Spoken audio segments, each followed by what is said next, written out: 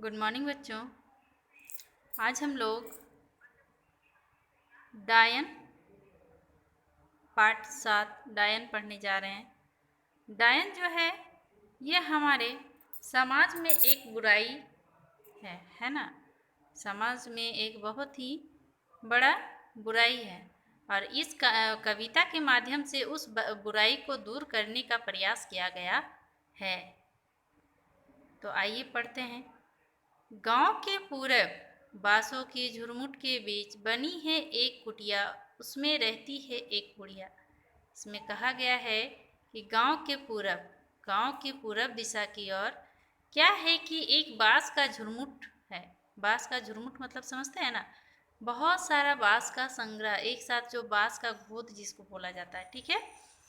तो वह है और उसी के बीच में एक कुटिया बना हुआ है, उसमें एक बुढ़िया रहती है, ठीक है।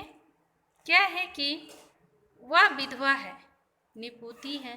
जवानी में मर गए थे उसके पति, तब गोद का बालक मरा था, ठीक है। पहले क्या हुआ कि वह विधवा है और निपुती यानी बिना पुत्र का है, क्योंकि जवानी में ही उसके पति जो हैं वो भी मर गए थे। और उसके बाद क्या हुआ कि उसके एक बालक यानी पुत्र भी जो था वो भी मर गया था। रह गई वह अकेली, कोई नहीं उसकी सहेली। वह थी एक मजदूर की औरत, करने लगी मजदूरी, या भी उसकी मजबूरी, ठीक है। तो क्या है कि उसका कोई भी नहीं था, ना कोई सहेली था, ना कोई सहारा था। वो एकदम से अकेली हो गई थी। वह एक मजदूर की औरत थी, इसीलिए वह भी मजदूरी करने लगी और मजदूरी करना उसकी मजबूरी थी, है ना। वो मजबूर होकर मजदूरी करने लगी थी।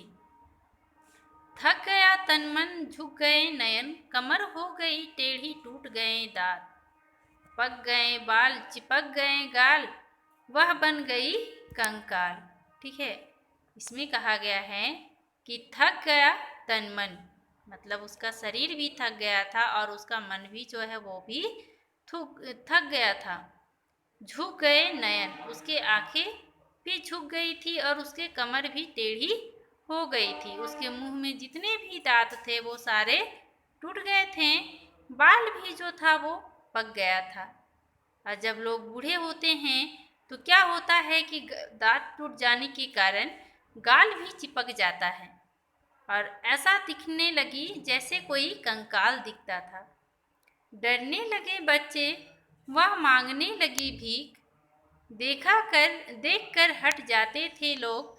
75 वर्ष की हो गई थी वह, चलने फिरने में लाचार, नहीं कर पाती थी मजदूरी। तो क्या हुआ कि उसे देखकर बच्चे भी डरने लगे थे और वो भीख मांगती थी, है ना।